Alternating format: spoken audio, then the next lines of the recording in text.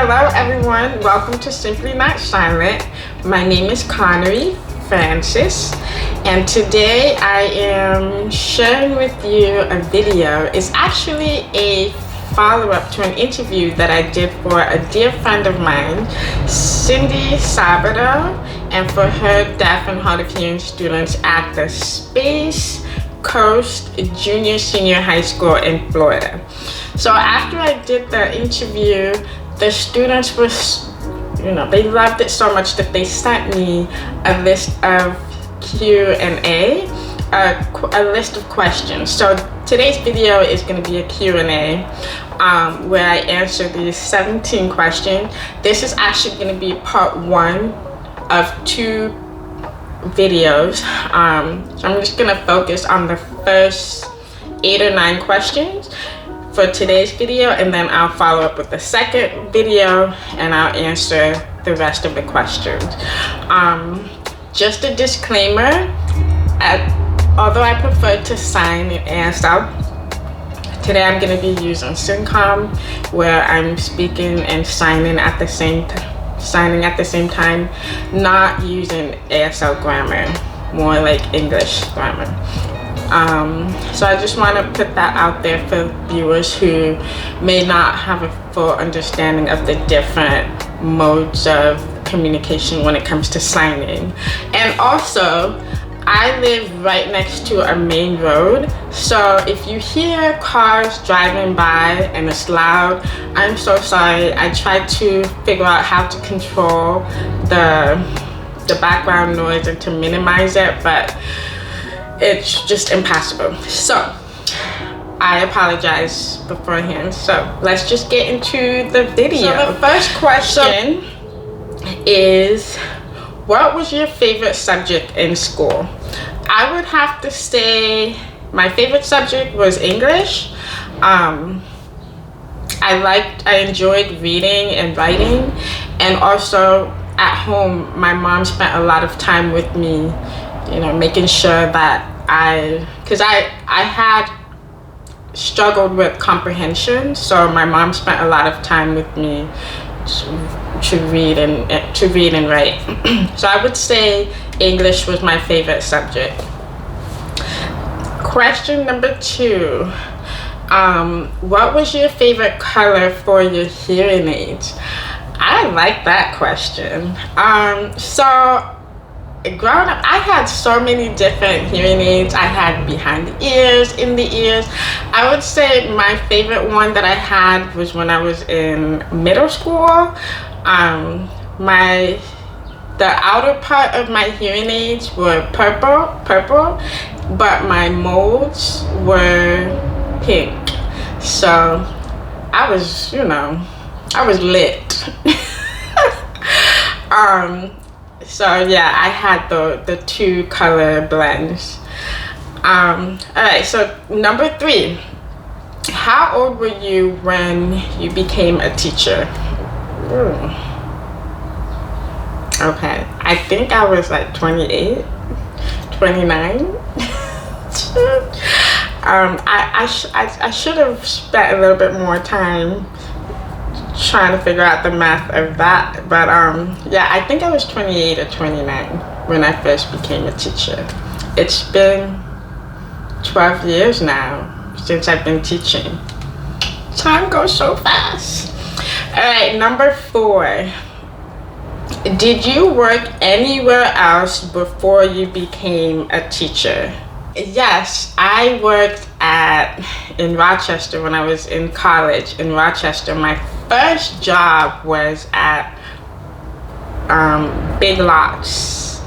It's like a furniture store.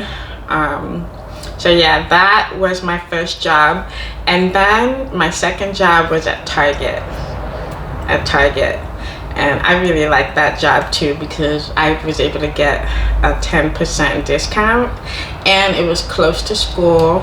So when I was done with school, it's like literally 5-minute drive. Also, I worked as a one-to-one at a public school with deaf and hard of hearing students in a self-contained classroom.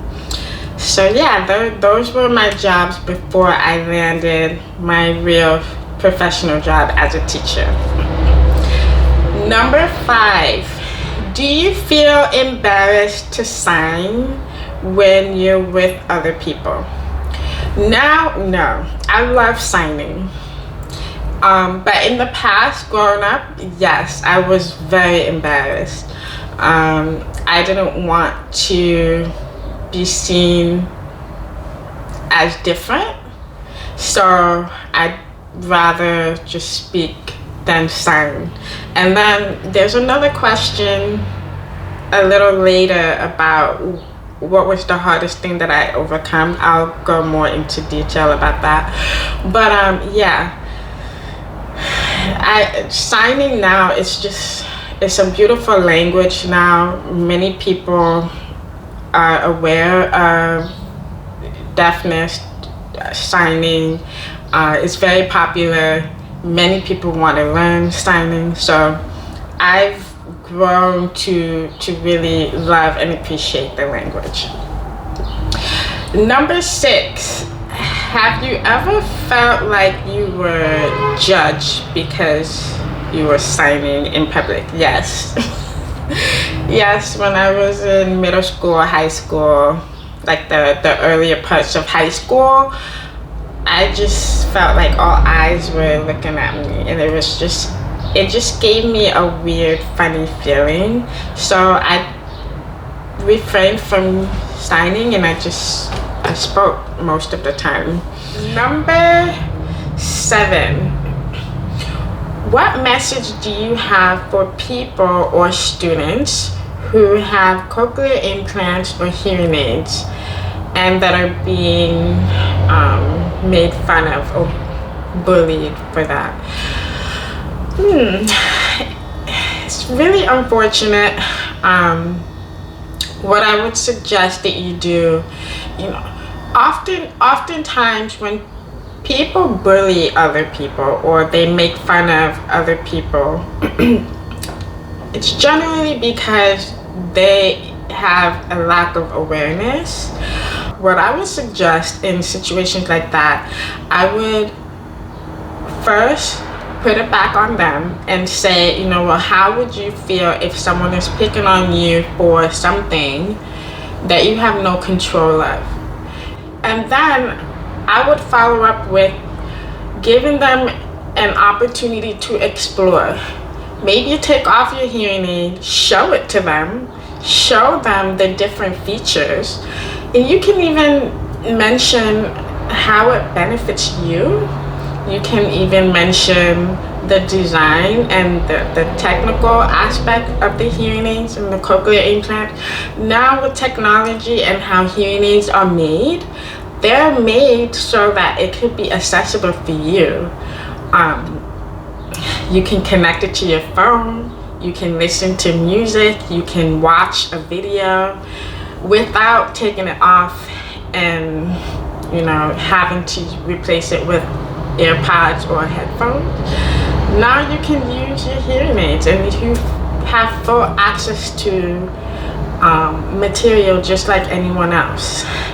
So giving them the opportunity to see what it's like will help, bring about that awareness and minimize a more negative experience. And just have an open dialogue. Don't be mean, don't retaliate, because that's not beneficial. The goal is for them to have a different mindset, and how you do that is by educating them. Hopefully you might see something different. You might have a more positive experience. Number 8. So far I love all the questions. But this number 8, it says, what was the hardest thing that you had to overcome? That one really resonated with me. So the hardest thing that I had to overcome was accepting my identity, and also more so just embracing my voice speaking. Because I didn't want to sign, I had no other option to communicate but to speak. I didn't like my voice because I knew that I had a speech impediment. And so I struggled to use my own voice. I would always, if we were out in public, I would always want my mom to speak for me or my sister. And I remember in 2 separate situations, my mom got so sick of me, like she was done. So it happened one day, we were out with friends, and my mom told me, she was like, listen, you are not gonna be following me everywhere anymore. You're gonna be on one end and I'm gonna be on one end.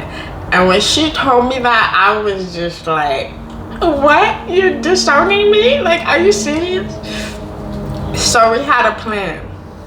My mom said, we're not gonna be in the same space. You're gonna be on one end, I'm gonna be on one end. You're gonna have conversations with people. And so she was like, just think of different things that you want to ask or talk about. She was like, talk about the weather. And I'm like, the weather? I remember specifically, this was when I was like maybe 14 or 15. So she was like, yeah, just don't make it too hard. Just keep it simple. You know, talk about their family. Ask them how was their day before, or what did they eat the night before. Just anything. So, you know, just listening to my mom and her advice and guiding me, that helped build my confidence. And I remember I was a nervous wreck, and it was 2 parts. It was just, you know, I was embarrassed to speak on my own and use my voice, but also I wanted to make sure that I understood what the other person was saying, you know, because lip reading is good and all, but you don't catch everything. So I just wanted to make sure that I could be able to keep up with the dialogue, you know, and I didn't want to have to be asking them to repeat themselves all the time, because I remember having experience where if I had to ask someone to repeat themselves, and it would be the, we see that, we catch that, and that's not a comfortable situation to be in, you know? So, you know, when you see other people lose patience to have conversation with you, then you automatically just cave in and you give up. And I didn't want to have that feeling. By my mom doing that helped to build that courage to feel confident and comfortable, and to say, hey, like, I want to have a conversation. In order to have a conversation, these are the things that I need, you know? And it's okay to be like, hey, do you mind repeating yourself again? Or do you mind, you know, slowing down, or just talk normal, you know? Just explain the things that you need so that you can have a good experience. The other situation that I remember, my mom and we went to the grocery store. Before we left, she had wrote a list of foods and different things that we needed. And so I remember we drove to the store, we parked, and she handed me the list and she said, go in and you're gonna shop. And I'm like, what? And she's like, yeah, you go in there, you're gonna buy, you're gonna look for all of the items. And I was just like, so she reminded me, she was like, what do you need to do? If you can't find something, what do you need to do? Who do you need to talk to? what are you gonna say? So those are things that she reminded me, like she reminded me, and I'm like, okay, if I can't find an item,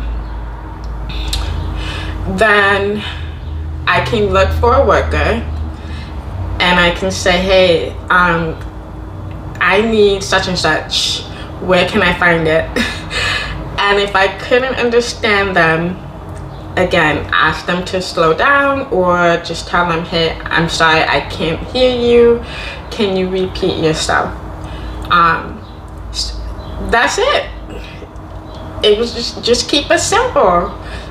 But to go through that was so stressful and so overwhelming. But can you imagine if my mom didn't do that?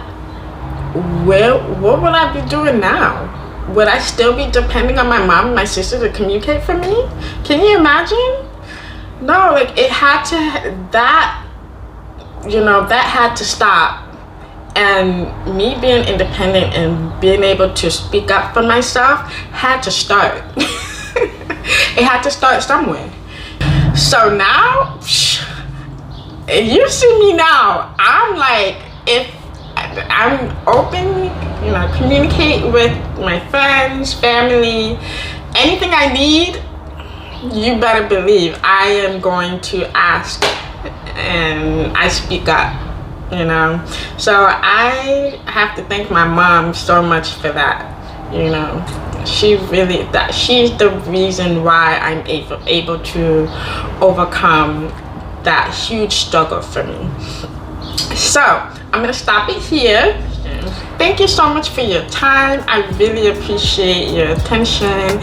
Any questions, leave it in the comments, and I hope to see you again. Bye.